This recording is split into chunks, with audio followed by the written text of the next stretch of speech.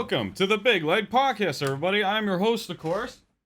Not Big Leg Peter. No, Blue Ranger Peter. What's up, everybody? I actually was saying that by accident. Oh my god, that would have been stupid. Anyways, welcome. This is the podcast for everyone who likes to laugh, explore, and grow.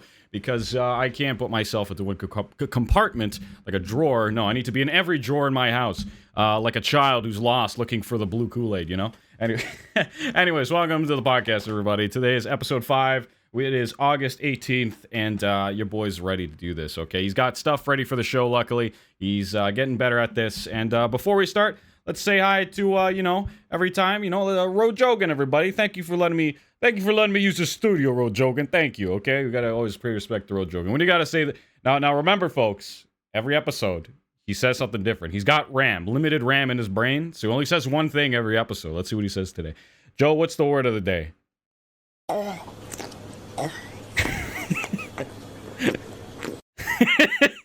Looks like Joe's he's slobbering on his own slobber, literally. Okay.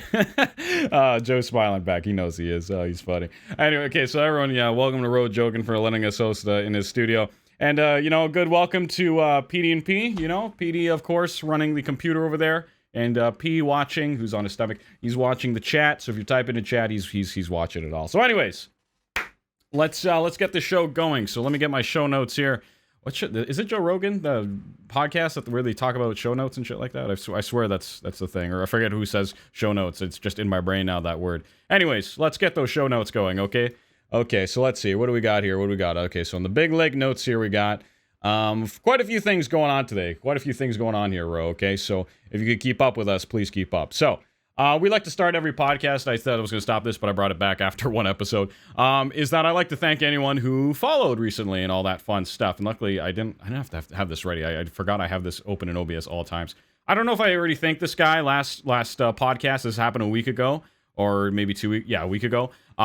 Big shout out to Blevin again, because last week he was a really nice guy I met in Valorant. He donated me $10 when he found out I was a Twitch streamer, and he wrote, "You're super entertaining, Home Slice," and I really appreciate that, because I was going through, I sound like I'm about to reveal a depression arc in my life. No, I was going through like games where I'm on Valorant trying to make people laugh, and like I was getting lots of lobbies where just no one was talking, or like didn't want to talk, or too shy, or not typing. So it's rough when you get matched up with an audience that not only can you not tell if they like you or not, but they're just not responding. So it's just like, whatever. I have fun with myself, but it was a really nice talking to that guy too, because he was actually really chill. Talking to him in the game, it was really awesome. I was doing this voice. I didn't explain that last thing. And I was doing my rich guy impression. And I told him he could be my butler, and he was like, "Yeah, dude." Anyways, after that, this week on the, just to give an update, because this is my podcast, Blue Ranger Peter Podcast. On the Twitch streams, we got, I want to thank Carbonized Egg, who's a big gamer, Sunset Raiden, Wapershot, and Glossy Plane 542. They came from my Instagram, actually. Gave me $1 at first. It said, "I can't stream because bad Wi-Fi," so here. So I guess he's living through his streaming through me. Dneus X, and then Glossy Plane donated another $6 after that, just because, I don't know, he appreciates me, and I appreciate that, so thank you. I'll use that money. All the money, by the way, that gets donated to your boy is in a PayPal account, and that PayPal account only goes back into the streams. Nothing else crazier. Unless I make insane amounts of money, then I'll gamble it all on blackjack, okay? Blackjack and hookers, as Bender says amazingly. Anyways, you like blackjack and hooker, oh, Joe, yeah, he loves it. Oh, he's slobber at the mouth thinking about it. Okay, and we're not even done saying thank you to all the things. Leaf Musician, thank you. Mr. Snick, I believe he was from Britain. He was in our Jackbox stream yesterday.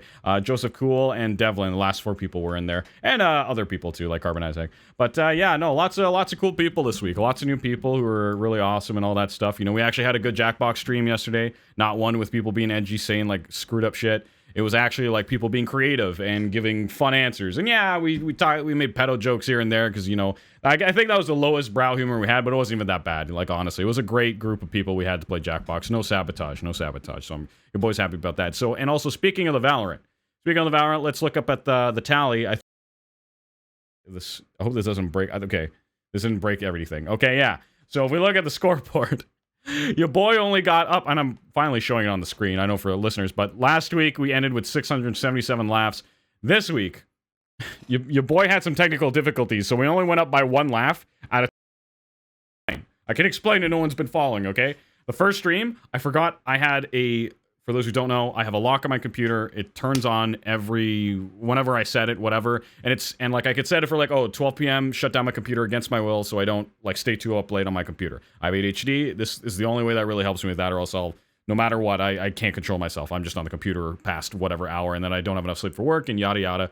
Bad things. Anyways, I forgot I had set it, and I had a shift in my work that switched this week, and I forgot I was at a later shift, early shift, whatever.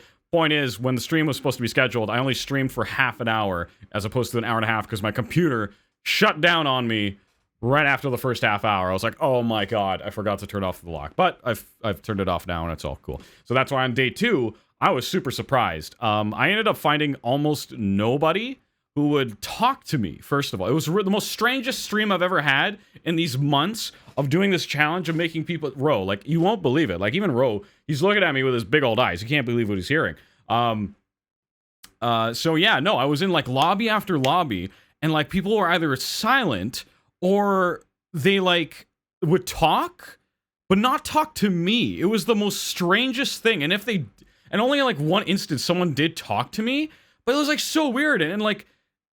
I just felt like a ghost. It was the most weirdest. And again, think about this. This is like, what, 70? I think we're on like stream like 75 out of like 75 times doing this. Like, holy crap. Out of 75 times, that was the first time I literally felt like an apparition floating around people's games. Like, hi guys. And then like no one can hear me or see me, but they really could. And it's just, I don't know. It was the most weirdest day of my life in this challenge. Anyways, let's move on. Enough about your boy Peter. That's enough about the updates. I believe so. Oh, one other thing is that on Instagram, your boy is about to get 1,000 followers. I put out on my story that I'm at 999, and someone followed, but at the same time, someone else unfollowed. So, yeah, nothing happened. I don't know. If you're listening to this and you're not followed on Instagram, go give it a follow. I'll hit 1K and probably lose like 5 over the course of another week because it keeps fluctuating by like 5-ish, 7-ish people. I don't know. Because like, those accounts that follow you and then unfollow you or whatever. So, yeah. Anyways, to get your attention so you follow them back. Other than that, that's about it, I think. Yeah. So let's move on to the laugh segment of the show. Now, your boy's got some sound effects, so hopefully this works out. I believe I'm going to use the Donkey Kong sound effect or the drum. Yeah, I'm going to use the Donkey Kong sound effect. So anytime we're in the laugh section of the podcast, we're going to use this sound. Just because I like Donkey Kong and your boy. Yeah, okay, let's move on. Okay, so in this section, I like to share anything that, made me laugh. We like to start with 3 jokes and anything else that made me laugh during the week. Now, before we get into the jokes, I'd like to share that I found out through my Jackbox stream yesterday, a question came up about we're playing Fibbage, so you have to make up an answer for a question, and I gave the fake answer horse milk as to what was traded for $115 to China in bottles. And so I wrote horse milk, someone picked it, I was like, ha, you fool, horse milk doesn't exist. And then it wasn't until after that I find out horse milk does exist, and I was like, oh, okay. Because I don't know, people joke... I don't know. Ro's laughing at me. You can't believe what he's hearing. He's just... Shut up, Ro. Shut up, bro. Okay? You don't know nothing. I bet you didn't even know that, Ro. Yeah, oh, apparently Ro's saying he does. He's got a big brain. Okay. Got it. When your head's shaped that way, okay? There's no brain under there, okay? There's no brain. Oh, he's surprised by that. See? I knew it. Anyways. So yeah, what was I saying? Oh yeah, so milk, yeah. So Petey, can you actually pull that up? We can just get that on the screen real quick. Yeah, so Petey, thank you. So horse milk. So if you Google horse milk, it's a thing, okay? I thought just because, wait, is that blurry for you guys? Is that blurry? What is it? No, it looks fine, I'm just looking at my monitor. No, it's just like scrunch the preview. Yeah, mare milk it's called. So it's not horse milk, it's called mare milk. I don't know why it's called mare milk, but, well, because the mare is the female horse, I guess, yeah, so it makes sense that way. But yeah, mare milk by female horses known as mares to feed their foals, which is, I guess, the kids, is rich whey protein. As you can see, this fine gentleman in a green hoodie is milking a horse. Hopefully that is a mare. Because, I don't know, there's always that meme that it's coom, you know? It's just like, horse milk. You actually drank coom. Like, you know, it's just there's always that joke around it, you know? Because you never hear about people milking horses. I don't know. Unless you live on a farm. You're like, bro, I mean, you look like you're a guy who lives on a farm, but, like, you know, you look like a guy who does a lot of things, who sees a lot of things, you know, bud? Yeah? No, okay, he doesn't care. Okay, or I don't know, he's spacing out, bro, he's spacing out. Anyways, so yeah, I found out, yeah, horses do make milk. I don't know. Anyways, let's keep going. So later on, what else we got going on? So yeah, let's get into the joke portion. So here we go. Here comes the jokes. So here is the jokes. Okay, so the first joke for today. Here we go. A man. Great start. Okay. A man had 3 beautiful girlfriends, but didn't know which one to marry. As a test, he decided to give each woman $5,000 to see how they would spend it. The first girlfriend went out and got herself a complete makeover, and she told him, "I spent the money so I could look pretty for you because I love you so much." The second woman, went shopping and bought the man new golf clubs, an iPad, an 80-inch flat-screen television. She said, "I bought these gifts for you because I love you so much." The third woman took the $5,000 and invested it in the stock market, doubled her investment, returned $5,000 to the man, and reinvested the rest. She said, "I am investing the rest of my money for our future because I love you so much." The man thought long and hard about how each of these girlfriends had spent the money, and then he decided to marry the one with the biggest tits. Fuck! Oh no, I ruined the punchline. Marry the one with the biggest tits. Tits, everybody, tits. I ruined the punchline. That was a good joke. All that for a tist. God damn it. Okay, well, yeah, he chose to go with the big tits. That's the funny part, because you get by the third joke, and then you're like, what? It's actually a smart person, And at least Ro liked it. Ro's looking at me. He liked the joke. Okay, thank you, Ro. Thank you for the moral support. Okay, this next one, fuck, man, I did screenshots, and then the fucking screenshots are so small on my screen. Damn it. Okay, well, anyways, here's the next joke. Okay, a lady, and today it's a little longer, just so you guys are aware. The jokes. Excuse me, moi. A lady decided to give herself a big treat for her 50th birthday by staying overnight in a really nice, luxurious hotel. Excuse me, moi. Jesus. Damn, bubble milk tea. Oh, yeah, I have a bubble milk tea, and it's got pudding, because that's the flavor of the month that's cheap. All right. The following morning, she was, so she stayed at a luxurious hotel. The following morning, she was appalled when the desk clerk gave her a bill of $250. She requested to know why the charge was so high. It's a nice hotel, but the room certainly wasn't worth $250 for just one overnight stay. I didn't even have breakfast, she told the clerk. The clerk clarified that $250 is the standard rate, and at that point, the older lady insisted on talking to the manager. The manager shows up and explained that the hotel has an Olympic-sized pool. Ma'am, it has an Olympic-sized pool and huge conference center, which are available for use. But I didn't use them, the old woman said. Well, they are here. You could have, he replied. The manager proceeded with that she could likewise have seen one of the in-hotel shows for which the hotel is famous for. We have entertainers from all over the world performing her, madame. But I didn't go to any of those shows, she said. Well, the manager replied again. Well, we have them, and you could have. This goes back and forth for a while. The woman keeps saying, I didn't use that. The man says you could have. So then, finally, regardless of what the facility recommended, the older lady would just answer this thing and blah, blah, blah. The manager then countered with his standard reaction. After several minutes of contending with him, she finally decided to pay. The manager was shocked when she gave the check to him. But madame, this check says it is only $50. You need $250. That is right. I charged you $200 for sleeping with me, the old lady said. But I didn't, the manager shouted. And she goes, well, you could have. Damn, I gotta be faster with these. Yeah, there you go. Hopefully that joke has so much filler. I'm sorry, guys, if you guys didn't find that funny, and because then it's like a whole long joke with nothing funny. But that joke has way too much filler. It talks way too much. So, but I find the punchline of the joke, and it's pretty clever. So I thought it was worth sharing. And the last joke. Hopefully this one gets you. If you felt that one was a bummer, here we go. Okay, a burglar breaks into a home and holds the husband and wife hostage. At gunpoint, he forces the two to sit on a chair facing the opposite way, backs to each other, and ties them to the chair. The burglar slowly and methodically begins stealing from the house. When the burglar has taken everything of value, he is ready to leave, and the homeowner is still bound to their chairs when suddenly the man yells at the burglar, "Please, untie her! Please, let her go!" The thief responds with, "No, I'm not untying her. Come on, man, you guys are gonna call the cops on me." And the man keeps pleading, "No, please, man, you gotta do this. I'll do anything. Just untie her, please." The man's like, "No, I'm not gonna do that. Please," he keeps replying. He's like, "You know what? I'm actually kind of amazed how much you love your wife. Like, this is insane. Like, I actually really admire you for that." And he goes, "What? No." The man replied in a state of frenzy, "My wife will be home in 15 minutes. God damn it, where are the fucking thumbs? Yeah, there. The sound effects. Your boy set up new sound effects, so he's getting slow on that joke drum set. So hopefully that was good enough. I might have butchered the joke, so Yeah, jokes are, I don't know, they're funny to me. Hopefully they're funny to you guys. Anyways, yeah. All right, so those were the jokes. So I hope you guys appreciated that. Yeah, Ro, did you like that last joke? I don't think Ro understood that joke. He's just staring at me with his big old eyebrows. Okay, Ro didn't understand that last one. Other than that, let's see. What else made your boy laugh today? We got actually a few things in the Discord this time.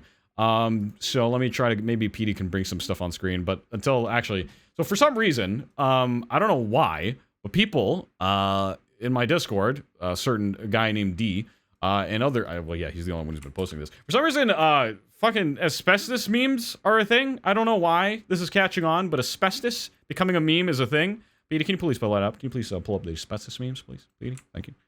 Okay, so, oh, that's the Discord app. PD, that's not the link. PD, no, you fucked it up, PD. Come on now. Let's see here. PD's gaining some technical difficulties. He's slowly trying to get things going here. Copy image. Copy image. Maybe that'll work, PD. Try that, PD. Oh, PD, you closed down the... Oh, no, you didn't close it down. PD, come on now. He's trying to figure things out. He's an intern here, I guess, now, all of a sudden. Is this gonna work? No, it just goes to your Discord app. PD, you fool. Come on now. You're ruining my day. Copy link? Is that gonna work? Copy link, PD? Try that. Sorry for the technical difficulties today. Is this... Oh, okay, that works. Awesome. PD, bring that up. So, oh, it's pretty small too, though. So, yeah, I don't know. For some reason, people... Yeah, I don't know how I feel when I have full day of asbestos removal ahead of me, and it's a picture of the guy from 300. I don't understand. I need to post another one. I'm not going to read it, but it's like, do the right thing. Is some gangster or something, or some guy... I feel like that's an historical figure, someone important in a really important image. I'm slandering by not getting it right. He's basically like, you know, do the right thing, report asbestos. And I'm like, I don't know. It's just like days like this that like I don't understand my Discord and where you guys get these memes or why they freaking gain popularity. But like, okay, actually, wait a minute. I just noticed. If you look, PD enhance PD. Wait, no, not there. Enhance PD. Come on now. Wait, can you not enhance PD? Come on. There you go. It's Control, not Alt, you doofus. PD, I'm sorry. PD, I'm sorry. I didn't mean to meme you. Ro thinks it's funny. Ro, shut up. Okay. Anyways. So, no, wait. It says January 19th, 2015. Bruh, this meme's dead and old. How did you find these? What is with you, D? Anyways. But keep being D. D, keep being D. I don't want to slander people in my own Discord. That's how they leave. But it's not like I do that, but I'm just saying. Hopefully. Someone else, Ixom, in my Discord, posted this other meme. PD, can we get that meme going up on screen, please? Thank you very much, PD. Let's get that going. Put that link there. Here we go. And so on the screen, yes. Dudes be like, killing... It's okay, so for those listening who can't see the screen, it's a pixture of a Subway sub, and it says, dudes be like, killing federal agents with a nail gun sucks.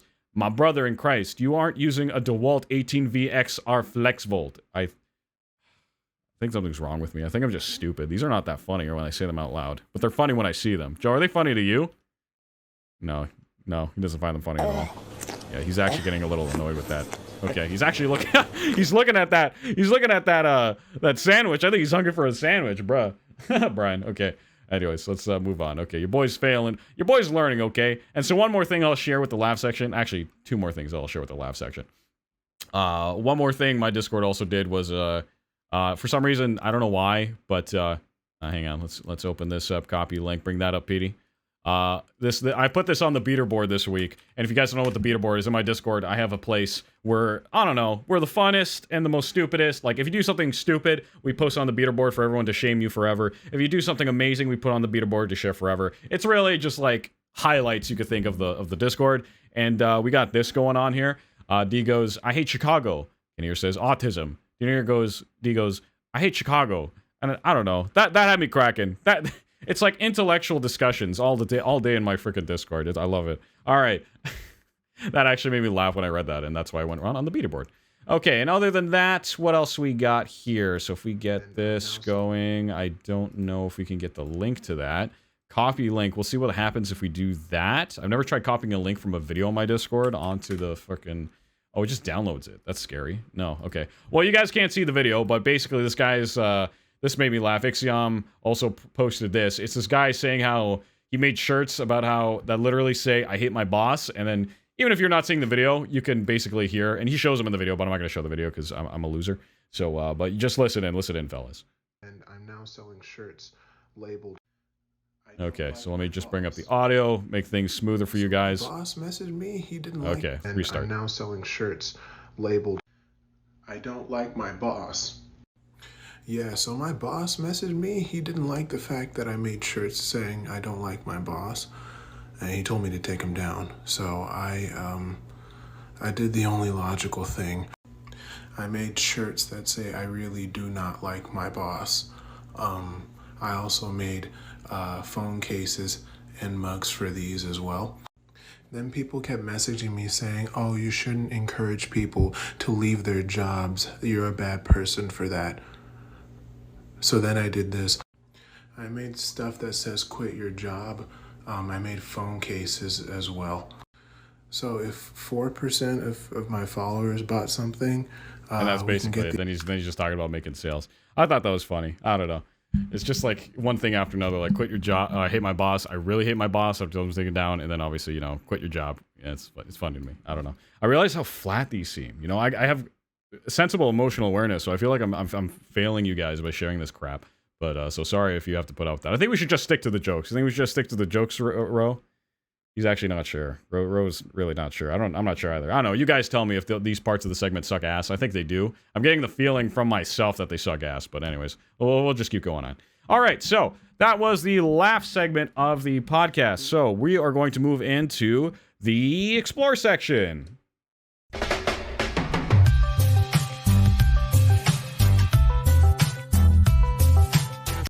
Yeah, Ro can't believe that remix we just played. Yeah, so I got actually sound bites for everything. So every time you hear that, we're in the explore section. Because I kind of get a lot of stuff from my Discord. Because I like to think it's like an open book, right? I share stuff with you guys in my Discord, so I remember later. But also share with you guys. And then you guys share whatever you want in my Discord. And then that could end up potentially on the show. And that's how it kind of works here. But yeah, so anyways. Something I'd like to share. Actually, maybe we should actually just get a scene where we have... Petey, can you actually just make a scene where you're... putting the Discord on screen, is that okay? Is that a thing we could do?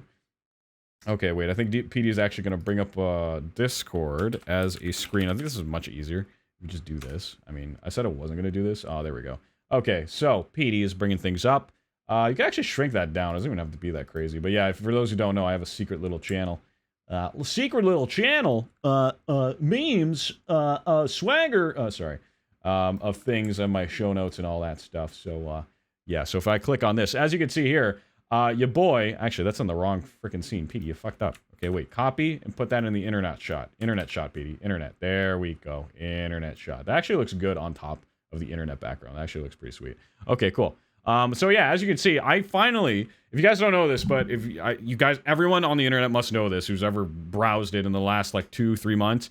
You can now make art with AI. You go to some kind of website, type in like random words, and it literally generates you art in very abstract ways because it's very early technology. But I typed in Blue Ranger Peter, and this is what came up. This was the second result. I'll be honest. It wasn't the best. Or no, it might have been the last or fourth result. But yeah, as you can see here, that one looks pretty cool. But the problem is people won't realize that's your boy. Ro, can you tell that's your boy? No, he can't tell. He's got a fucking pinhead. He doesn't know anything. I don't know. I keep asking him. Anyways, there's that. And then if we move on, there's also... actually, let's make this bigger for you guys. So you guys can see my wiener. Haha, funny. Wiener enhancement. Engage. Okay. Not actually. Don't worry, visual. Yeah. I know. I feel sorry for anyone who's listening to this. But yeah, if you go to my Discord, you can see what AI drew me as, basically. And yeah, that's basically number 2, number 3... and then 4, which is the shit. It kind of looks like I'm mixed with buildings and shit, man. It doesn't know what to do with the... This one's the most closest to like a human being. Taking Peter and Blue and Ranger. It's like taking a human and putting it with something like, I don't know. It's hard for the AI to figure it out, basically. So yeah, let's keep going. What else we got going on here? Hot dogs and time machines, right? Yeah, hot dogs and time machines. Okay. Next in the explore section, I didn't know this actually. So Petey, you could actually keep that. Oh, Petey, delete that. That's not supposed to be on that screen. Delete that, Petey. Thank you, Petey. Yes. Okay. Thank you, Petey. Okay. So if we actually bring up on the main screen here, I didn't know this. I was reading an article and it was just saying stuff like, in my early, I didn't know this. Serge Tankian, the singer of System of a Down, was a video game addict. I didn't know this, and I find that very interesting because like he's such like an out there artist kind of guy. If you ever watch any interviews or anything he talks about his music and stuff, he's very like specifically unique of a person, you know? Like, I feel like that also has a lot to do with his cultural background. I forget what it is exactly. I don't want to butcher it, but yeah, he's a very unique individual, right? And I've seen like stuff like his poems and his art books, and when he's doing his solo career, and he's like, yeah, just a very interesting character is all I'll say. And yeah, if we take a look at this, it goes on to say he's quoted, "In my early 20s, I was a gamer. I used to play a PlayStation and all that stuff, playing way too many NBA Jam games. Now, out of all the games he could get addicted to, he was like, what? Like, I understand NBA Jams is a game that, like, a lot of people love, and it's super popular, I guess. And, like, yeah, or I think NBA Jams was that specific one that was a little bit more cartoony than the rest, and everyone loved when it came out at the time. But, like, I just don't understand the appeal of NBA and, like sports games. Like, yeah, FIFA was taking over the world every now and then, every couple of years, when, like, oh, FIFA 2020 or whatever, or, like, you know, just like I had friends who would be obsessed with that game. I guess because, you know, I'm not into sports initially anyway, so why would I play a sport video game? But, you know, it's a video game. People get into it, whatever. But that just blew my mind. It's like, you didn't play like Jak and Daxter or Ratchet and Clank on the PlayStation 2. Or actually, no, he says PlayStation, so PlayStation 1. So he didn't play any like Spyro or Crash Bandicoot. I guess maybe he was older, that's probably why. But Crash Bandicoot's like one of the games, no matter how old you were. It's like a tough game, you know? But not even like, you know, it's so strange. It's so strange. And then what else does the article go on to say? I was playing too many video games, and my fingers got really messed up. This is before I started touring my system down. And I read the rest of the article, and it basically just goes into him like, you know, I was so addicted, and then I got asked to help with the soundtrack for a game on the PlayStation, and I felt embarrassed that I got rid of them because I was too addicted, and blah, blah, blah. And they sent me free games in a system, and I got addicted again. And, you know, that I had no idea. So it's very interesting to hear that. Next on the list, what else we got? We got, so that was, yeah, that was that, wasn't it? Okay, so other than that, let's go on to movies and TV shows. Anything your boy's been watching or keeping his eye on with movies and TV shows. Your boy finally watched Back to the Future, okay? Now, this movie, you know, everyone's like, oh, Back to the Future, of course it's a great movie. Why, no one cares. Everyone knows what you're going to say. Fair enough, you might. But, and if anyone was here for my Jackbox stream yesterday, I already explained this while we were waiting for people. But I'll reiterate, because most people weren't there. Anyways, so yeah, Back to the Future. Saw part 1, and then I immediately had to watch part 2, just because I that cliffhanger at the end of part 1, yeah, I could have stopped the movie, but why not? I felt enough of an urge to see what happens in part 2. So yeah, Back to the Future. It's just if I had to add my 2 cents to the, like, you know, to give a review of sorts, like, I would say it's a 9 out of 10 movie, and it's because, like, yes, it's a very fun movie with a lot of fun elements, and it's got, like, the intriguing intro, and, like, somewhat gets to the point in finding good, clever ways of just introducing your main character, who's you associated with, and, like, the audience can connect the dots, like, oh, okay, he's some kid, he works for some scientist in the neighborhood, scientist is a fucking weirdo to everybody, yada, yada, yada, yada, okay? But where this movie really shines, I find, is that it's like the writing and the connections this movie makes, like from, like, maybe they'll mention something at like 5 minutes into the movie, and then like 10 minutes or even like a whole hour into the movie, it comes back in some way, connecting some kind of like loop, you know? And that's what a good story does. It's like, it's that rule in filmmaking. If you have a gun, the rule is that in your first scene, if you show a gun on the wall, the rule is you have to use it by the third act. It's like that type of thing, right? And so what I'm saying is that, like, it has a lot of those connection moments, and it obviously does it very clever, very done well, and blah blah blah. It's a cult classic for a reason.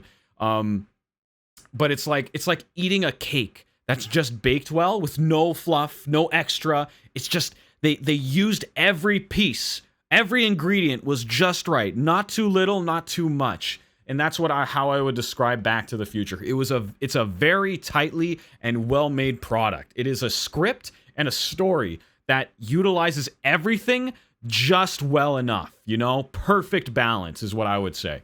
And when you get into the second movie, it's like, oh, what the hell? And, you know, as the movies go on, like, the whole idea and the ethics the professor has about time travel, it gets it gets a bit loose, but you're watching Back to the Future. Just turn your brain off and have fun with the story. And yeah, when I got into the sequel, of course it's Back to the Future, so they're gonna go back to the old scene, the old sets and the old town and where everyone lives. But, like, you know, you kind of feel that, you know, it's a bit like they didn't know what the future could look like, so it feels over the top at the start of the second movie. But, like, there's part of the second movie, because he goes even further in the future of the second movie, where it's like they have the hoverboard, right? And I completely forgot that was like a thing from these movies that people loved. I thought that would have been in the first movie, but no, it's in the second movie.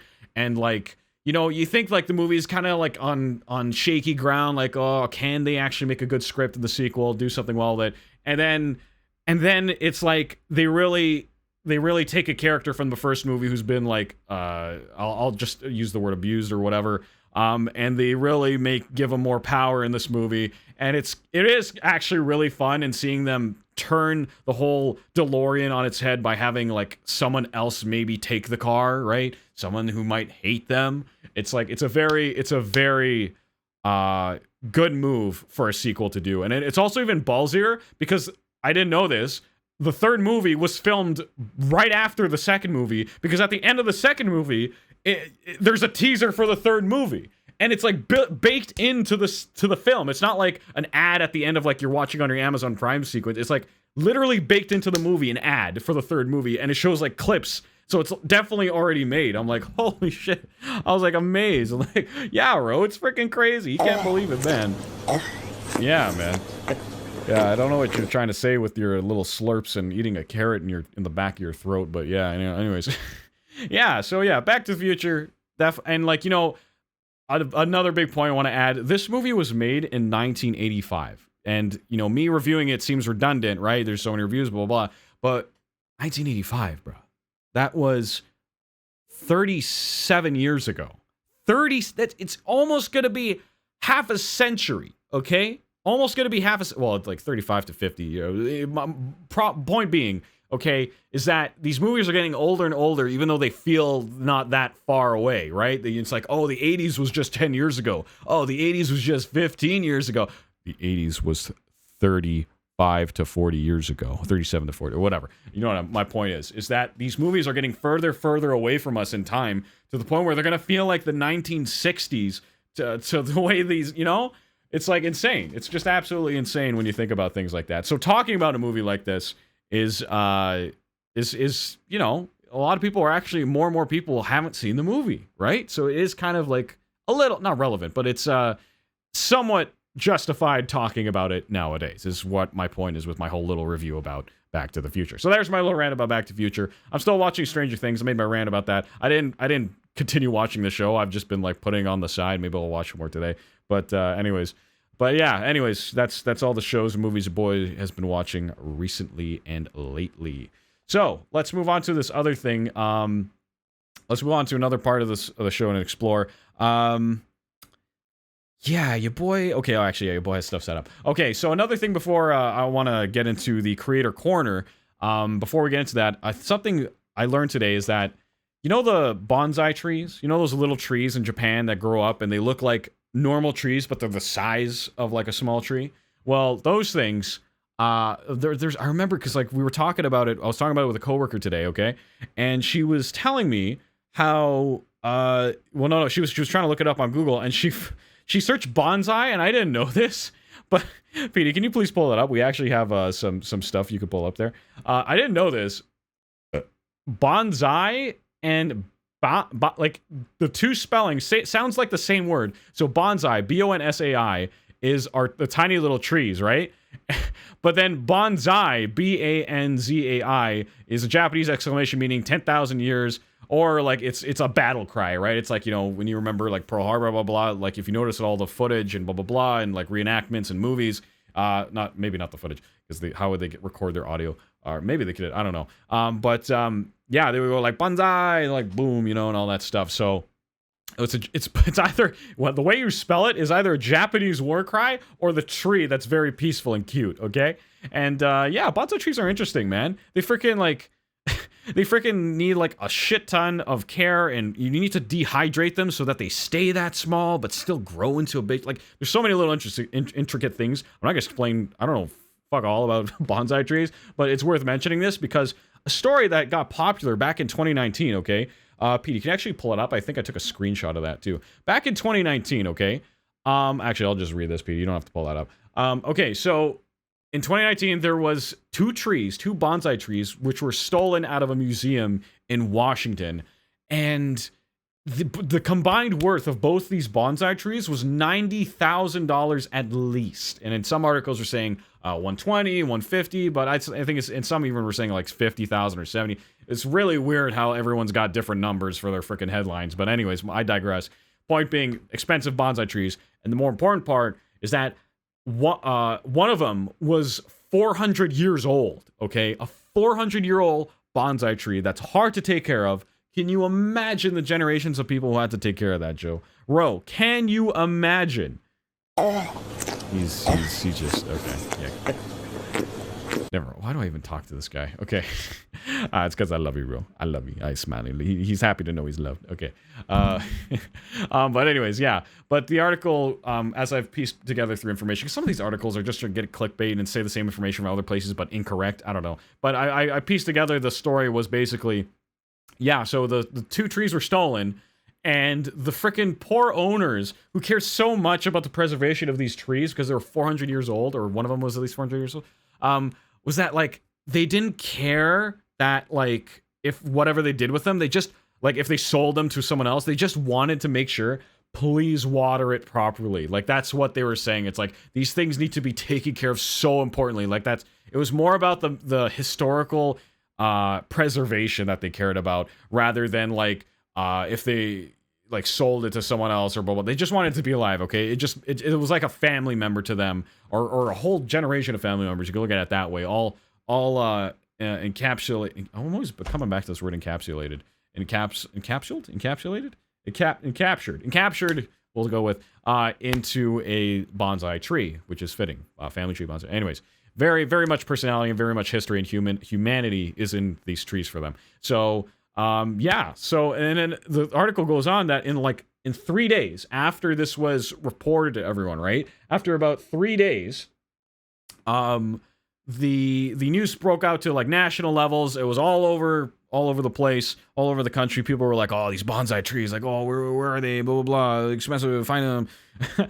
And I'm sure that's what people were saying. And then 3 days later, after it was on the news, mysteriously, they showed up a street down from the museum, just on the floor, on the sidewalk, in the rain, just randomly. And someone found them, brought them to the museum, of course, because it was on the news.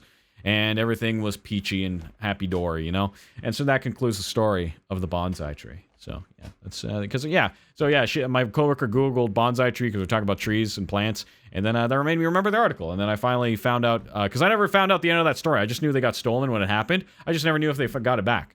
I assume they never did. Anyways, next segment on the show, that wasn't even a segment, but that was the general portion of the Explore section where we explore things that... I didn't even explain the section properly. Where we explore new things that are just like you didn't know about. Not necessarily anything that educates you, but things that you just didn't know about, now you're aware. Other than that, next section of the show is, and I have a stinger for this. I actually have a sound effect. I have a whole bunch of sound effects for today. It's great. Well, hopefully these stay, or we'll change if they suck wiener. Yeah, so next segment is something I like to call the Creator Corner. Whoa, Rick, check this guy out. He's got a lot going on for him. Yeah, so in this segment of the show, we take a creator, could be a YouTuber, Twitch streamer, or even someone famous, especially for this show, today's episode. Just someone who's creating something. Could be an artist, could be like I said, YouTuber. The point is, this is a creator I like to highlight this week, and these creators have been amazing for the last 25 years. If you're not guessing who I'm about to talk about, it is the creators of South Park, Matt Stone and Trey Parker, okay?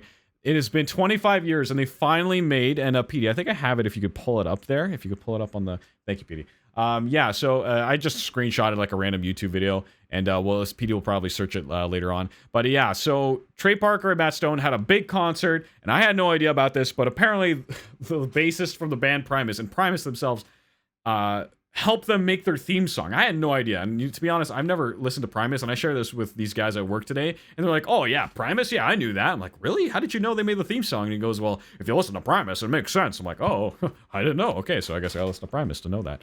Because apparently they're so out there, right? And I think Matt or Trey actually mentions how they even got into contact with Primus to make the theme song. And I think he goes along along the lines of saying, is that they saw them perform like at a bar when they were a bit smaller or something like that. He says it at the concert, and then like how they enjoyed and loved their music. Like, these guys have to make our theme song, and that's where and then it grew from there, right? It was beautiful in that nice artist sense. And also Rush, freaking Rush shows up at their concert. It's pretty wild, guys. It's pretty wild.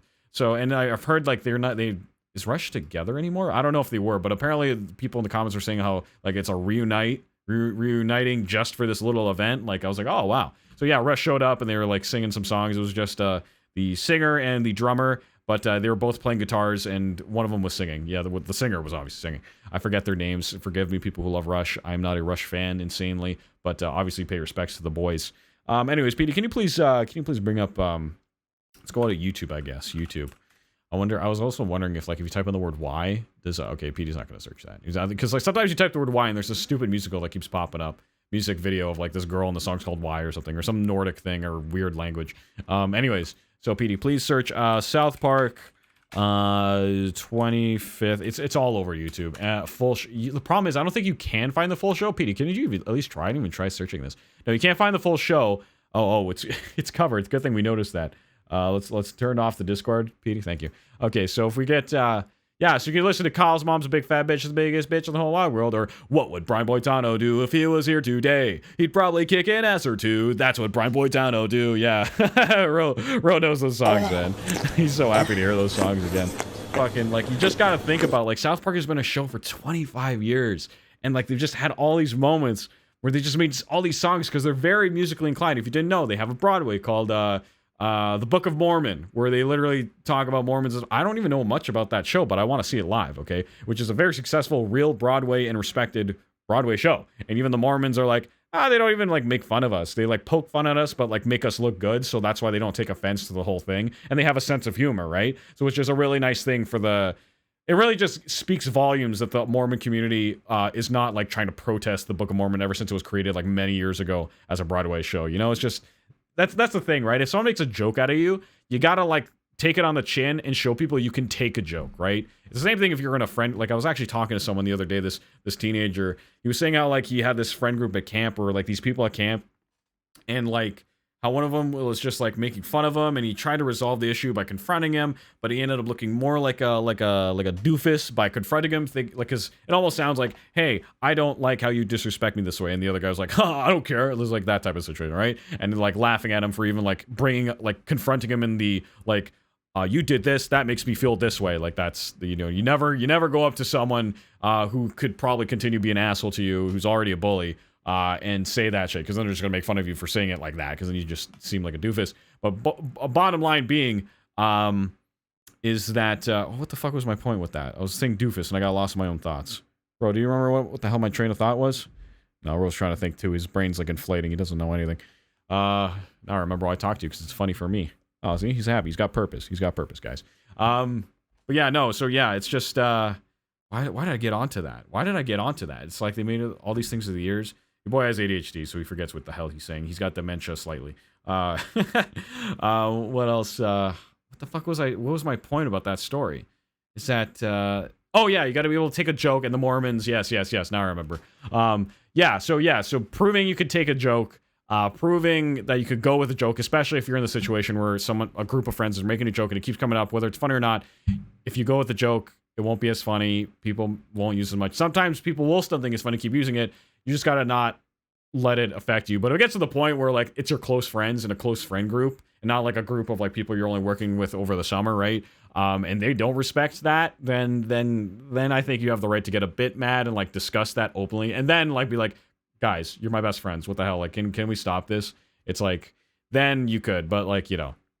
And if they don't, you might want to reconsider your friends. I think at that point, if you know, it depends how well you know the relationship with the people. Anyways, let's get back into, so there's songs like that. There's Let's Fighting Love. And then, so they played Closer to the Heart. And they had them on the screen, and they played all together. And look at them being all fancy and fun. Let's zoom in on that, Petey. Let's zoom in on those thumbnails, so you guys, at least who are watching visually, you can at least see something on the screen, right? So little thumbnail previews. I'm not going to play the songs in case of copyright for this podcast, but yeah. And they had the opening where all the kids showed up on this big rock next to the concert event. Oh, it was so awesome. And we're gonna be a montage. And yeah, they even tell the story of South Park with the basis of Primus. He's all dressed all funny like theirs. It'd be little pig Billy, squid Billies. And yeah, what was this song called? Oh, let me wings. Yeah, where he goes into Mr. Slave's butthole. And then yeah, obviously the theme song's there. But yeah, and oh yeah, and Kanye West, I'm a gay fish. They do so many great songs, so please, please, if you guys love South Park, do yourself a favor, go on YouTube, search the concert, and watch all of them. I was doing that the other night while playing Catan. Oh my god, it was just so fun. It was just so fun seeing them play it live, and like they even like get costumes and they get into it's just everything you hope a South Park concert would be if they ever did one. It was just like very, very well done, and you know they did it in their hometown, and it's just like.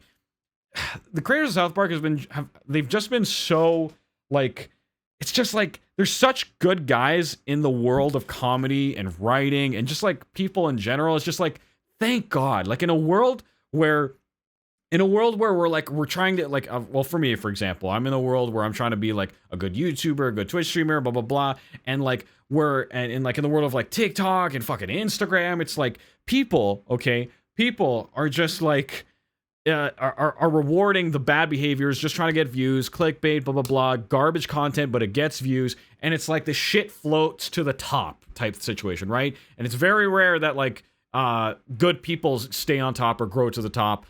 People we can agree on, or for example, in the YouTube community, is like someone like Donkey or like fuck, he's always the guy I go to because like he's the one, like he's super popular. I can't think of anyone else.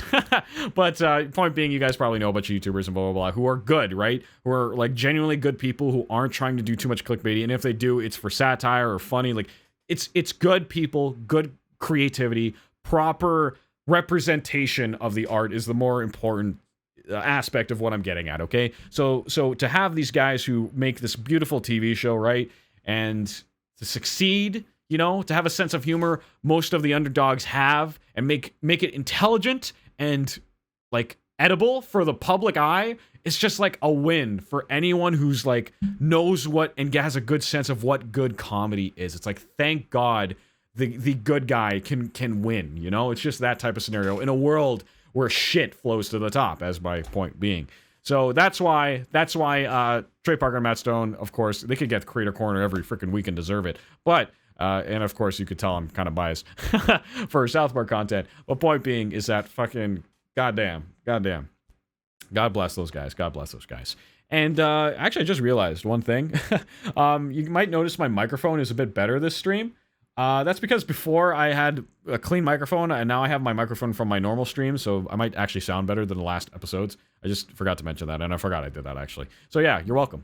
I probably sound better, hopefully, and it'll be terrible if I listen back to this and I don't.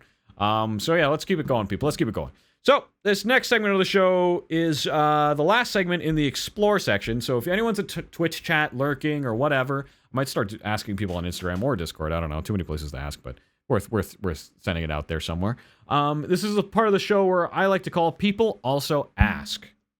Avocado pit huge, why? Okay. Avocado pit huge, why? And I also have this stinger. I don't know if I should do avocado pit huge, why? Or if I use this one. Google, show me this guy's balls, please. From the Eric Andre show. But I feel like, wait, which one? Avocado pit huge, why? Okay.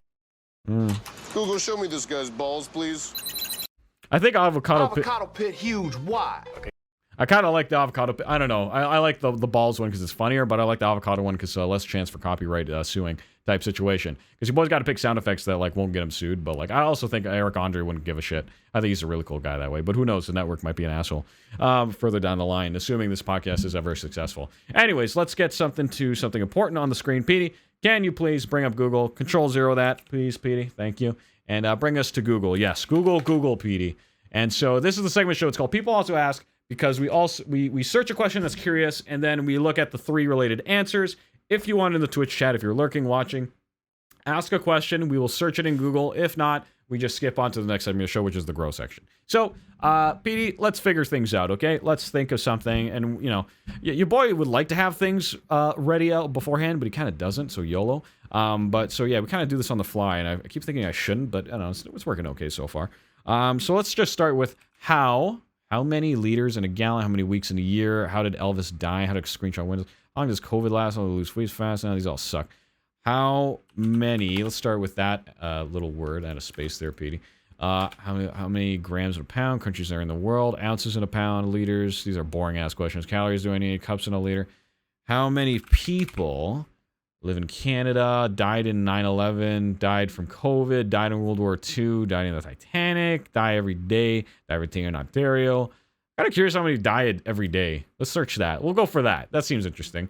Apparently, how many people die every day from these quick statistics? In India, oh, it's like you can't really say. I'm curious about Canada. Actually, let's just look at this article. This is pretty interesting. So whatever country you're from, this will be relevant to you. So we'll go through that. Allow ads? No, screw that. Okay, we're not going. View 231 more rows. Oh, we can't see the rows. Oh, wait. Did we just beat the system? Brian. Okay, we beat the system. We're in. Okay, we just clicked the supporting link. Okay. So deaths per day. Oh, it actually has the information for the entire world. So, what? 36,000 people. PD, enhance. 36,000 people, or 37 if you want to round up the number, die a day? How many per hour is 1,500? Deaths per minute is 26, and there's less, just under half a deaths per second. So every second there's just under half a death. So every 3 seconds is a full death. Wow. That's insane. Wow, that's crazy, Pete. I mean, that's crazy, Ro. Isn't that crazy? He's trying to process it. I don't know. Yeah, okay. How did I know he was going to say that? Okay. All right, so, wow, that's interesting. I'm curious what in different countries. So the highest seems to be in India. Okay, with the population, well, you also got to think, like, population. If there's more people, chances of their rate of death to be higher makes sense, right? More people, more death. Just the ratios. But then again, one could argue that, like, two countries with the same ratio just need different, like, environments and economic, like, situations and all that crap. And you could argue it's like, quality of life type situation, right? That could be the difference, but I digress. Doesn't matter. Point is, these are the numbers, people. These are the numbers. So India has the top 10 countries with deaths are India, China, United States is third, which blows. Well, I guess it doesn't blow my mind actually. There's a lot of, like, crime and stuff. Nigeria, Indonesia, Russia, Brazil, Pakistan, Japan. I'm surprised Japan's on here. And Germany. And so all these places have at least 500 deaths per day. It's just there seems to be quite a jump between United States, which is roughly 2,000 a day, compared to China and India, which have at least 6 or 7,000 a day, which is insane. Wait, is that a day? Yeah, per day. Holy cow. Holy guacamole. And where's Canada in all this? Hopefully, we're actually not near the top of the list, which is great. Oh, we're number 36. We have 163 people dying in Canada a day. What happens if I click Canada? Will it meet within the the provinces? Births per day, actually. Actually, wait a minute. Hang on a minute. Let's see births per day, actually. Word population review. What does this take me to? More ads? Nah. Psych, not paying for shit. All right, I don't know how I got through your website, but thank you. I know I'm being an asshole, but thank you. Okay, we're done here. I'm not going to search it there. So anyways, I'm curious. That might be one of the people ask questions. So, what? There's no people ask question section here? What the fuck? How many people die every second? Is there? We got to get to a point where it says, like, people also ask. That's the whole point of the segment. What the hell? What the hell, Brian? What the hell? Come on. How many people die every day? How is there no people also ask? Come on now. What? Where's the people also? Wait, maybe I have to hit Control 0. Maybe that's why? No. What? Petey, this is breaking our whole show. Damn. What is the stupidest?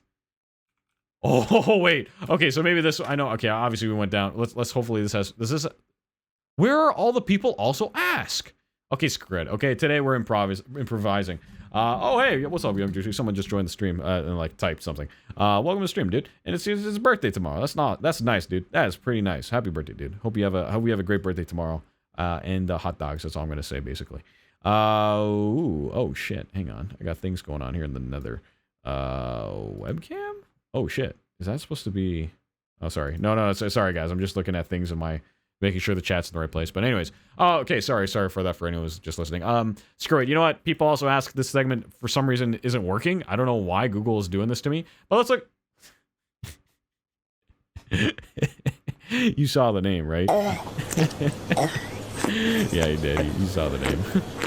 So we're just gonna look at this next list of 10 things. Okay. So apparently these are the top 10. Actually, I'm not even gonna show you the list, so I see them first. Okay. This is the top 10 stupidest names according to this article. So the top one is Gaylord. is the stupidest name apparently. Gaylor's most missing no one should ever be. Okay, this is just comments. The second is Shabu Takiki. Shabu Takiki. Okay, I don't know who made this list or what the. I guess it's like one of those global top 10 lists where everyone votes. The third is Northwest. Okay. Yes, Kanye's child, whatever. Oh, this one I've actually mentioned. So there's this incident on a American airline or somewhere in the world. It was an airline, and this woman, the stewardess, saw this kid's ticket, and she thought there was a mistake or something because this kid's ticket read the letters A, B, C, D, E, like the alphabet. And so the stewardess is like, "What the hell's going on with this?" And then the mom had to explain, like, "Oh no, her name is Absidy." And I spelt it that way because I'm her mom and I chose it that way. It's Absidy. A-B-C-D-E. It's pronounced Absidy. And so apparently, actually, why this ended up in the news is because not only because it's an interesting name, apparently the stewardess got in trouble because she was overheard by the mom making fun of the spelling of the name. And so the mom went to the news and told on her, and it was all this whole thing. And then, yeah, I don't know if she got fired or not, or she got a stern talking to, but anyways. Number 5 on the list for stupidest name. I should have read this from the top. I'm doing this backwards. I gave you like number 1 first. Number 5 is Dick, for obvious reasons. Number 6 is Boomquisha. What? Boomquisha is number 6. Yes, I agree. But what? Who comes up with this? Number 7 is LaQuisha. Hell, I think that's a great name. If you think that's stupid, you're just mean. The number 8 is a legend.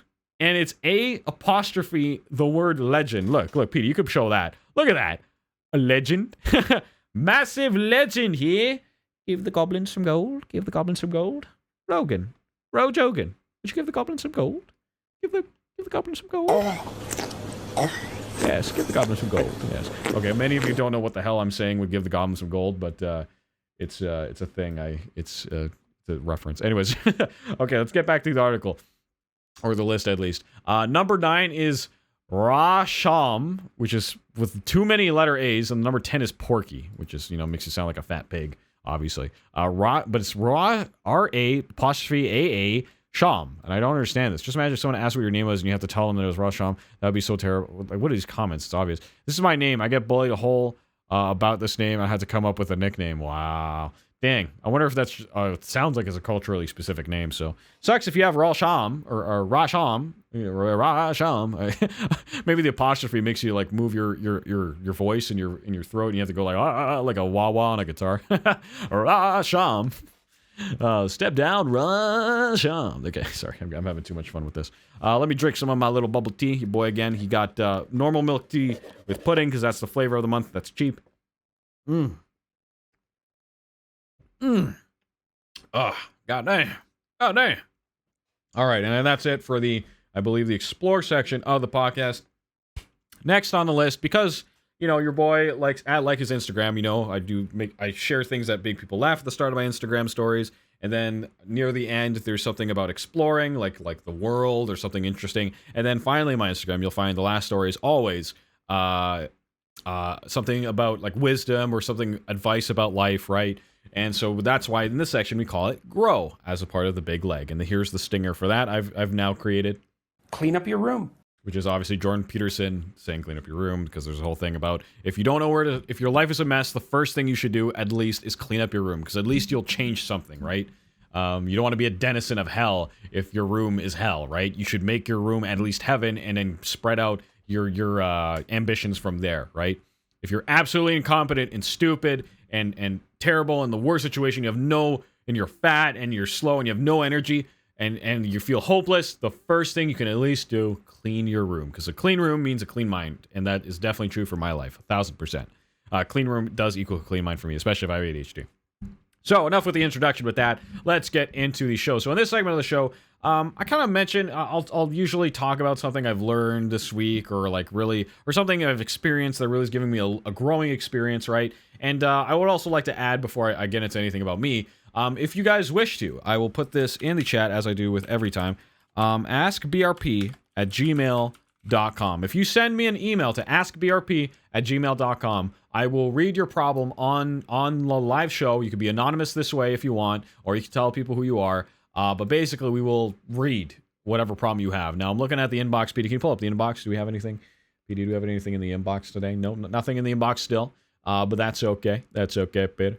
And that's, it's just there, right? We're still really early in the show, and we could be by episode 100. No one ever answers the show. But the point is, we're here in the segment of the show called Real People, Real Problems, where we try to, we'll at least go on the internet, like ask the advice section of Reddit or the advice section of 4chan, and we basically find someone's real problem, discuss it, see what most popular answers were, talk about how we would solve the problem, and it's about opening a conversation, right? Because the chances are you could have this problem, and knowing the answer could help you, and that's basically why we do it. And that's about it for that. So, rat-a-tat-tat. Anything I learned? I don't know. Nothing crazy with Grow. I would just say that there's a lot of something I've learned is that there's a lot of bullies in this world, right? There's a lot of moments because my coworker we were talking to actually today. She was telling me how like you just got to be aware about people in this world that are going to try and take advantage of you. And like just think for a second about like a grandmother, an old person, right? And you just got to think about how there's those scams out there, right? Like the telemarketer scams about like whatchamacallit, with like we're here to send us money so we can like fix your internet, or you have a virus, like bullshit like that. And then you'll see an old lady go to like a drugstore, and they buy all these iTunes gift cards to send to them, and it's like they got scammed out of their money, like horrible situations like that, right? Just realize there's a lot of people like that in the world, and it's really important to, and you know what's funny is that I guess the lesson I've learned this week or today I can share is that like you got to think about like you should be thankful for the good in your life, but you should also be thankful for the bad, because in those situations, let's say you are encountered by someone who's scamming you, and maybe you do fall for it a little bit, like you don't like fully fall for it where you actually give them your money and all that stuff, but you're in the situation where you started to believe them and then you realize it was a scam halfway through type thing. It's actually kind of important to have evil in this world, because if you survive through the evil, it only makes you stronger, because now you've become an expert in how to deal with evil in whatever situation. I don't understand calling this evil, or calling anything with the metaphor of the word evil is a little bit grandiose, if you will. But point being is that something bad, right? Something bad, a bad person, a bad action, a bad event, whatever it is. It's like you could only grow if you are encountered by these things, right? How are you ever going to be considered an expert in anything if you don't start somewhere, right? Where it's a challenge that or a skill that makes you feel stupid at the start, but you just got to go at it and keep working on it and you grow type thing, right? And like there's people in this world that are going to try and take advantage of you, and the more you deal with them, the better you could fuck them over back. They're trying to screw you, you screw them back. They could be someone harassing you, some kind of like scammer, blah blah blah. And you know what? Okay, you answer them calmly, be like, okay, well, show me proof that you're real. And like, oh, I'm real. Why you're gonna cause more problems? And like they could say shit like that. And then you just stand your ground and say, well, how you combat all of this is knowledge, okay? If someone is scamming you and saying, I am from Windows tech support, blah, blah, blah, trying to scam you out of money, or they're not saying that, but they're saying from Windows tech support, and they're really a scammer, best thing you do is that, like, you make sure, send me your credentials, send me an official link, I want to talk to your manager, I want to talk to your supervisor. And yes, some of them could fake it and, like, have someone else come on the phone, pretend to be a manager or supervisor, or send you, but, like, usually if they send you a link to a website or something, you shouldn't click it. But point being is, someone's trying to harass you, trying to bully you, trying to make you something lesser because they think they're better than you. And it could even be someone who isn't scamming you, but like maybe you have to go to a lawyer for some legal advice. Sometimes people are just assholes, and that lawyer could be like, because he puts on a suit and he went to school for many years, he might look down on you just because you look a certain way, right? He might have a prejudice of like, oh great, another one of these people stepping in my office. And it could be a mix of things, right? You could be like an old like immigrant looking lady, right? And you come into, and you walk into their office, you're a smart person, you're well educated, and you have important questions to ask about something in your situation, and they could look down on you based off of first look. And it's all within like their ego and like this whole problem of like disconnecting from the reality that like, dude, we're human. What are you doing? Like, you're supposed to be helping me. And of course, this is a specific situation with like a lawyer who's being mean. Of course, there's a lot of good lawyers out there. But point being is that like, it's so easy to be, whatever situation you're in, to be looked down upon and tried to be taken advantage of just because someone is in a position that most people aren't in, right? Or are in a position where they have nothing to lose, like a scammer, where they will attack you and know you might be in a position where you don't have time to deal with this, so you'll just comply to their harassment. Stand your fucking ground, guys. Stand your fucking ground, okay? And and have the knowledge. And if you don't have the knowledge, tell them, give me proof, give me information. And then in that time, look at the proper, wherever they're saying they're from or wherever they work, and do the research yourself, because knowledge is power. And that's why you won't be afraid next time. Okay. You deal, like, if you get pulled over by the cops, right? And like the guy wants to give you a ticket for something bullshit. And you like, this actually happens where a cop will try to meet a quota, so he pulls over people for minute reasons and then like knows they won't probably fight him in court, so they'll pay the ticket, whether it's like a $60, $80, $100 ticket, right? So one thing they'll do is that a cop could pull you over in a rural area. It's near the end of their season where they need quotas or something like that, and they'll be like, you were going too fast, or the light above your license plate isn't on. Here it says right here in this book you got to pay, and they'll flash you the book. And then they'll pull it away quickly because they know most of the time people will comply. They're scared of a police officer. Maybe it's their first time. They don't know any better. Could be a young kid, right? Old lady who doesn't know, or perhaps an old man who English isn't their main language, so they just want to comply with the officer, right? And it's like, no, you like, oh, hey, can you show me that book again? And you take your time with that book. It's your right to look at that book and read the information they're telling you have to abide by. So just to confirm, because most in that situation, actually, because this again happened to my coworker, they were saying how they read the book and it said nothing there about it, and then the cop went, "Oh, geez, oh, you're right, oh, sorry," and they 100% knew they were trying to scam them out of money because they're trying to meet their stupid quota. Blah blah blah blah blah blah blah blah blah. Okay, so the point is, stand your ground. Knowledge is power. Blah blah blah blah blah blah. Okay, that's all. Don't be afraid of bullies in this world.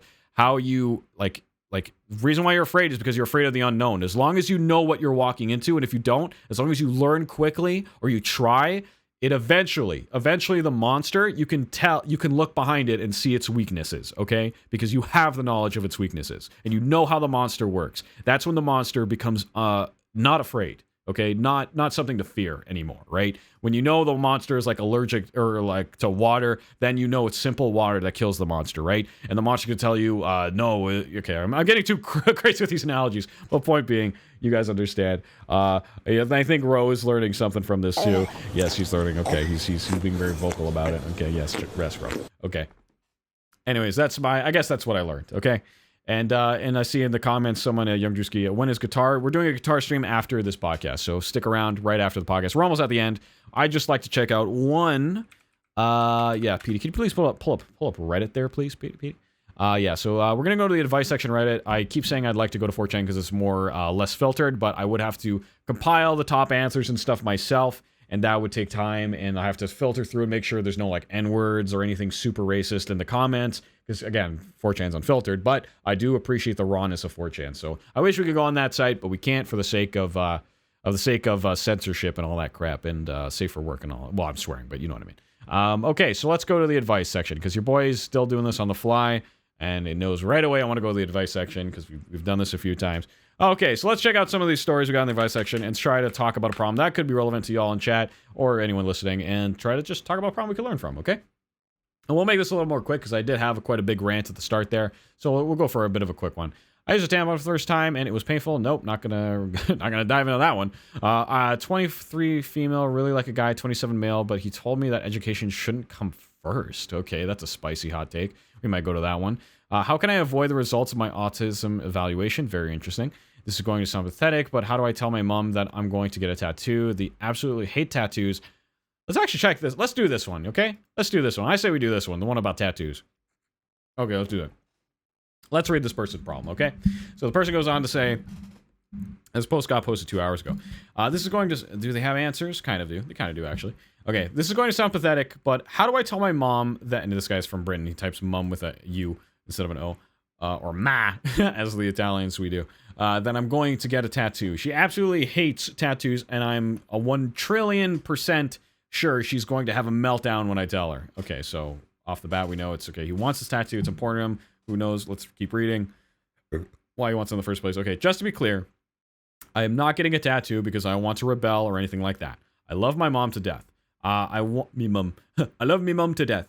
I want it because I genuinely love this art form, and the piece I'm getting holds a lot of sentimental value and meaning to me. My mom is not so conservative or traditional, but when it comes to body mods of any kind, she absolutely hates it, especially tattoos. Sorry, I got spit on the mic. It's especially tattoos. It's like personally offends her. She's told me multiple times that the worst thing I could do to her is get a tattoo, and a lot of moms feel that way. Let's keep that in mind, and a lot of grandparents especially. I've wanted one since I was 14 years old, and I've waited patiently until now. When I'm 22 years old and I have my own money, I will be paying for everything myself. All I'm asking of her is her blessing, or at least some reassurance that a relationship will remain close and she won't disown me or anything like that. She doesn't necessarily have to agree with the tattoo. I'm going to get one regardless, but I just want some peace of mind. I'm really fucking anxious about telling her, no joke, as pathetic and childish as it sounds. I'm so anxious and stressed out, I feel like I'm going to throw up. I don't want her to hate me. Any tips on how to tell her? Okay. So before we go into the big answer, let's talk about this. Okay. So so he's 14 years old. Okay, I wanted one since he was 14, so I guess he's older, or she is older. Be carrying a tattoo. I'm just trying to get an idea of age and stuff like that again for this person. They keep saying, "Oh, I'm 22 years old and I have my own money." Okay, 22. Probably a dude, I'm assuming, or a Zatanna. Oh no, it's a girl. Oh, it's a girl. It's a girl. I think. I don't know. I hope I'm not getting the gender wrong. But I think it's a girl from the looks of that character. Okay, so we're assuming it's a girl, 22 years old, wants to get a tattoo. Mom would hate it. Okay. Well, I think honestly, if this tattoo has sentimental value, it's that important to her.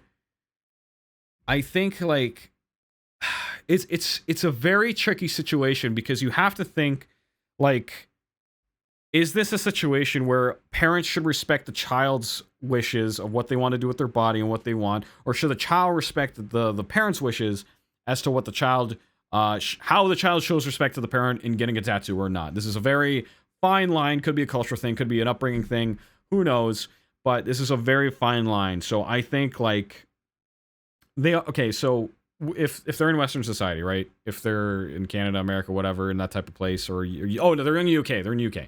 So I think in this situation, right? I like technically she has the right to get a tattoo on her own. She's old enough. It's legal. Blah blah blah. And it sounds like she's got some good sentiment, and she cares a lot about her mom. She cares about a lot of the relationship, and respects it, and blah blah blah. And she's getting so anxious about this, right? Because she doesn't want to cause her parents pain. She just wishes they were flexible and like supports her, right? They want to express themselves, but they're afraid of the parent just not supporting them expressing themselves. And so this is a very hard situation. This might be not an answer your boy actually, I don't know. Like, okay, so if I was in this person's situation, this is a friend asking me, I would say like if it has to be that for this person, if this tattoo means more to them, like so much to get it on their skin, to express themselves, to feel more content in a sense of like, just like, this is who I am, and this is what I really truly feel will make me feel good, in the sense of like, not in like some weird sense of like superficial, like, oh, I want a tattoo to look cool, or like blah blah blah, but more like, if I get this tattoo, I will feel liberated in a sense. If it's that kind of tattoo and the liberation of like the self, I think if it's to that level of importance, I think you should definitely talk with your mom. Tell her, please, I'm getting the tattoo. I respect and I hope you support me in this. Now, the mom could be someone who's totally irrational in the situation, like they're saying they're afraid they're going to blow up, meltdown, all that stuff. It's like you're basically that has to be the situation you're in where the tattoo means that much to you, that it's worth it. Because if your mom's gonna have a meltdown, and thing is, you got to have boundaries with your parents. At some point, you are an adult, blah blah blah. And yes, you can and there is a certain sense of duty to respect your parents' wishes to how you show respect to them, right? And especially in many different cultures, it's quite different or more strict, and whatever. But so if this, I think this person should probably go through it, but should definitely tell their mom, because out of respect. And if their mom has a meltdown, blah blah blah, it's like, in a way that could be seen as a form of manipulation in a sense, right? Because then they're playing like how could you do this to me? Doing something for yourself, you'll ruin your body, blah blah blah. It's like, but that's the mom's opinion, right? And it's up to the child, again, from a cultural standpoint, family dynamic standpoint, family circle standpoint. Does this tattoo really mean so much that you, not necessarily need to do it, but would really, I can't think of a better word than liberate your sense of self by doing it. If it's that important to you, honestly, a parent should should be okay with that because it's just a symbol, right? And it has meaning. It's not like just a whatever tattoo. Not that there's anything wrong to have a tattoo that doesn't have a meaning behind it. It's totally cool and fine to do that, but it just makes it a little easier if it does have a sentiment to explain to someone who doesn't like tattoos, right? And so it also matters how small or how big, but whatever. It's totally specific situation. So my advice would be talk to your mom. If it's that important to you, I would say probably talk to yourself. I wouldn't say get it, me personally. I wouldn't say like, hey, get it. Yeah, definitely get it. I would say go with what you feel on getting it. I assume yes. Tell her how you feel about it. Hopefully you come to a compromise. If she blows up at that point, at least you know how the conversation went. Understand, is it fair to you to have it or not, or how she's reacting to it. And it's one of these very specific situations where you have to look deep down inside of yourself, where you ask yourself a question and you just know the answer to without any of the bullshit, right? Where it's like, should I really get this tattoo? And you should like get that sense of like your gut feeling telling you yes or no. I think this is that type of situation here. And that's my best advice. That's my best advice for this person getting a tattoo. So let's see what the best top answers were here. Top answer here is it's easier to. Oh, I'll ask you, Pete, to get that on screen. We're also gonna miss this. So top answer says is that the top answer? Let's just double check. And maybe we can get some more clarification from OP. It's top answer with 29 upvotes. It's easier to beg for forgiveness than ask permission. She won't disown you. See what I mean? Top answer is, go with it. Forgiveness, blah, blah, blah. She can't, like, if she does, she probably won't disown her. And yeah, she can. She's 22, but whatever. My point being is, full adult, agreed with basically what I said. Someone else wrote, why do you need her blessing? It's a tattoo on your body, not her. Okay, so see, this is different. This person might have been in a different, like, family growing up or different dynamic, how they see things, so they don't see the culture aspect or the duty to the family or the, what's the word? How do I explain this? But you guys know what I'm saying. It's like, the respect to your parents, respect to the family circle situation. It's like, yes, it's your body, but to cause pain to someone is like a form of showing respect to not do that in the sense. But like we said, back and forth, exploding could be unfair to her, blah, blah, blah. Exploding could be unfair to the girl trying to get a tattoo. But anyways, let's read what this person wrote. Why do you need her blessing? It's a tattoo on your body, not hers. It has nothing to do with her. If you are dead set on getting it, just go get it. You're your own person with free agency to make your own decisions. If you want to tell her about it after the fact, then let her know. If she wants to disown you for a tattoo, then that's the fault of hers. I highly doubt that will happen. She'll get over it. And of course, we don't know it, but chances are she could get over it, but she could, who knows? Maybe she is one of those moms that does go over the board, right? And so OP actually answered back and wrote, I don't know. I guess I just want to show I respect her, and I'm not getting a see, exactly. Getting a tattoo because I want to ruin my life or something. She also has a tendency to give the silent treatment when she's angry, and it hurts me so bad. Okay, that's a bit abusive, but whatever. That's actually kind of an abusive tactic. So if you grew up in a household where someone gives you the silent treatment, I mean, I actually don't know how abusive that is. Actually, I might stand corrected. Don't put me on record with that. But to do something that to ignore a child is a bit screwed up without at least telling them you're going on timeout or something. Like, to passively aggressive not talk to them, it's kind of an unnecessary form of punishment, as I've seen. Actually, let me actually Google that. Is the silent treatment abuse? Yeah, silent treatment, is it abuse, and how to respond? They use silence. Okay, the silence is a form of manipulation. Silent treatment is widely regarded as a form of emotional manipulation and even psychological abuse. So yes, silent treatment is abuse, emotional abuse. So if you've been getting the silent treatment, it is emotional abuse, and you do not deserve it, okay? And you need to set boundaries and say, fuck you. Well, not say fuck you, but it's up to you in that situation if you want to do that. But yeah, hurts me so bad. I don't want her to do that. I'm getting the tattoo tomorrow, and I've already paid. Oh, she already paid for everything. Okay, so it's not like I could turn back. I guess they want reassurance and help from people on this Reddit. I mean, okay, I almost thought like, oh, what's the point of asking a question? But fair enough. Emotional situation for her. Let's support her. Let's give her an answer she's asking for. Whatever. So she writes, I will get the tattoo, but fuck, I'm really anxious, but how she's going to react. Fingers crossed, I'm just overreacting. Everything turns out okay. Not overreacting, but you are quite concerned. So it sounds like from this family dynamic, the fact that she's ever given you the silent treatment or does stuff like that, or, she can melt down from a tattoo and not talk to you, right? Kind of speaks a little bit about the relationship in the household. You can't know everything until you actually talk to both of them for quite a lot of time. So let's not judge anyone too harshly there. But yeah, because we don't have all the pieces of the puzzle. But yeah, anyways. And then the girl, the second answer went on to continue and say, worry less about mommy being mad and worry more about living your life the way you want to live your life. Totally agree. She's not giving you the respect of hearing your side of the matter, which is very true. Exactly. Even though you're an adult, it's your body, and any adult giving another adult the silent treatment is immature. 100%. Passive aggressive and manipulative. That's the behavior of a 13-year-old girl. Thank you. Agree. Let's upvote these things. Let's upvote everything, okay? Let's upvote all this stuff. Okay. You don't need approval from your mom for every decision you make. This won't be the last one she will disapprove of, but you're an adult now and you can make decisions for yourself. This tattoo has nothing to do with her. Okay? Okay. And someone else added, tell her after you do it, like everyone is suggesting. At the end of the day, it's your body and what you do with it is your choice. And you know what? I think in this situation, I think it is, like, I would like to think you would tell her beforehand out of respect. But if you know your mom or whoever you're telling or in this situation, right, is going to use a tactic that you like, and you know, if it's your mom, you'll know if they'll use it or not in a situation like this, right? You'll gauge if how the chances of them doing it, and she thinks it's high.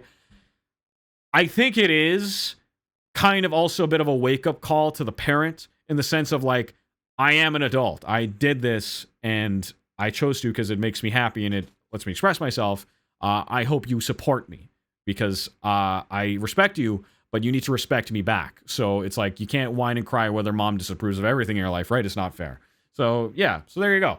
I think, and you know, let's just check out, maybe there's something else in this thread of another answer. At the end of the day, it's your body. Yeah. Just get it and let her discover it on her own. On your deathbed, you're going to be happy you lived out. Okay, so this is actually a point I was going to add on, and this guy actually already brought it up, or girl, whatever. On your deathbed, you're going to be happy. I'm going to upload this guy. You're going to be happy you lived out your youth and did what you wanted to do. To promise you that a year or less after your tattoo, your mom will completely forget about it, and it won't even be a topic you guys touch on anymore. The same thing happened to my sister, and my parents are crazy strict, and they literally don't care a year later. YOLO. Important actually knowing that from someone who lives from a similar family with a similar strict culture. So there you go. I think this was actually a pretty interesting thread. You know, tattoos are something you might want to consider. I would personally never get a tattoo. Maybe one. Pink Ranger wants me to get a tattoo just because she thinks it would look sexy on me, that type of situation. But, like, I don't know. I think the only time I've ever considered a tattoo, and I always tell this, people are like, oh, you got a tattoo, what would you get? I think, honestly, the tattoo I always considered for the longest time was from my favorite band, Rise Against, where it's a fist, like a fist going up, like a revolution fist, on a heart, within a not a recycle symbol, but like two arrows going in a circle. Cause, oh my God, I actually forgot what the hell, I actually forgot the meaning of, it's been, cause like I've listened to the band growing up, but I don't listen to their music as often as I used to, but like Rise Against, logo meaning. I actually forgot what, Pete, can we search that up actually, please? Thank you, Pete. Rise Against logo. Be careful what you get inked on your skin. Wait, what? Why? Wait, why? Why did he just say that? Wait, this is kind of relevant to the tattoo. I just want to pose a story about what happened to me last week. I am at the tattoo bar about to get my long-awaited Rise Against tattoo. My plan was to get the RA symbol, and I was going to take out most of the arrow and that goes around the heart and replace it with my favorite quote. My artist had it all stenciled out on my arm. We were about to start with a point of something on it. He looks at it, and for a moment, and then tells me that first going through the heart looks a lot like the white power fit. Are you fucking kidding me? Okay, actually, no, sorry. I take that back. Okay, no one's kidding me. That's actually true. When you really think about it, oh, fuck. Yeah, because for those who don't know what the Rise Against band symbol is, it's this, right? But, yeah, well, stands for fighting for what you believe in and showing love and passion for what you are fighting for. That's what it's supposed to mean, okay? I'm going to repeat that. So the symbol from the band Rise Against is supposed to mean standing for fighting for what you believe in and showing love and passion for what you fight for, right? And never stop. Oh, that's what it was. Never stop fighting for what you love is essentially the sentiment of this, okay? And I thought, like, if I ever got a tattoo from like high school teenager days, this was the tattoo I would get, okay? And that's why, because it had that meaning. And yes, you could say I you know, I'm not too happy with the band's like music direction, but God bless them. They served their purpose with me and their music. So I am forever appreciative of what they've done for me in my growing years, listening to their music, teaching me about lyric and metaphor and all that stuff, lyrics and how to write lyrics and shit like that.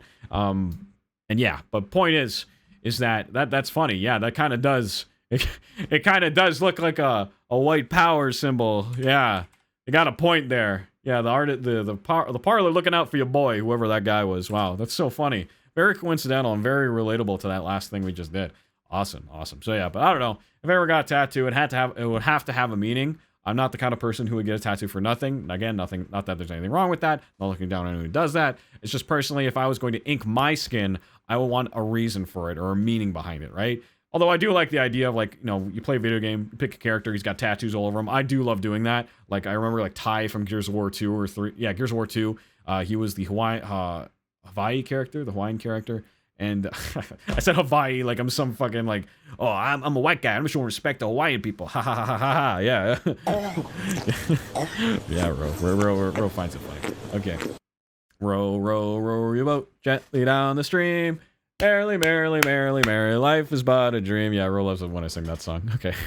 You guys just don't know that because I haven't done it on the podcast yet. I do it when he's off camera. He loves it. He's like a little baby and he jingle keys in front of him. But yeah, so...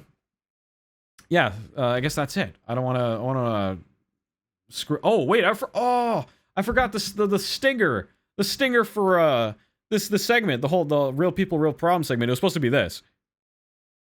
I don't want peace. I want problems always. Yes, that was supposed to be the opening for that. Anyways, I don't know. I think that's one of those from those movies that, like, or from, I forget where it's from, but like someplace in Africa. One of those crazy movies that, you know, they don't have a lot of movie making happening on in wherever they're in their town, and so it's like what happened? Who kidnapped Captain Alex or something like that, or who killed Captain Alex? I think that was the name of that famous movie when that came out, like 2017ish on YouTube. Everyone saw it. It was awesome. But anyways, that's about it for today's show. And you know, I'd like to thank everyone who came by to the stream, anyone who might be lurking, who's listening to this through YouTube or wherever you're listening to this. Maybe I'll have this on Spotify eventually. Yeah, just want to thank all of you for showing support for this. After this, stick around for anyone who's currently live in the Twitch stream. We will do a guitar hour-long stream until about 11 o'clock today. It is now 10 o'clock. These streams go on for quite a while. We had an hour-and-a-half podcast. I always try to keep these under an hour, but your boy has a lot to say. And on top of that, he's going to use his voice to sing for you, which is a lot. But you know what? Something I've learned about myself, I could play guitar and sing for hours and hours. One time I did a 6-hour guitar and singing stream, and that was because I wanted to. It's not like I was trying to hit a quote or anything. Like, it just happened that way, you know? Let me take my bubble tea. So yeah. I'd like to remind everybody, okay? I just repeated myself twice. Why did I do that? Ask BRP, okay? If you would like to send fan mail or a question that will get read on the next Real People, Real Problem segment of the show, please send in an email where, if you want it to be anonymous or not, let us know in that email. And or any fan mail, anything you just want to say, just send something to that email. I'll see it and we'll put it on the show. Oh, I just farted. I don't know if you guys heard that. And yeah, and so social media, also I'm going to post social media links into the chat for anyone who's checking around. And if you're curious about any of the stuff we're doing, join the Discord through that social link. Also, Big Leg is represented on the Instagram, Blue Ranger Peter, which basically it's this podcast, but in tiny form where I post shit every day, laugh, explore, grow content. And yeah, stick around, people. I'm going to be performing songs like Passion Fruit by Drake, Redemption Song by Bob Marley, and all sorts of things. And Somewhere Over the Rainbow by a boy from Hawaii, whose name I can't pronounce. So anyways, thank you for coming by to the podcast, everybody, and see you next time. Cheers.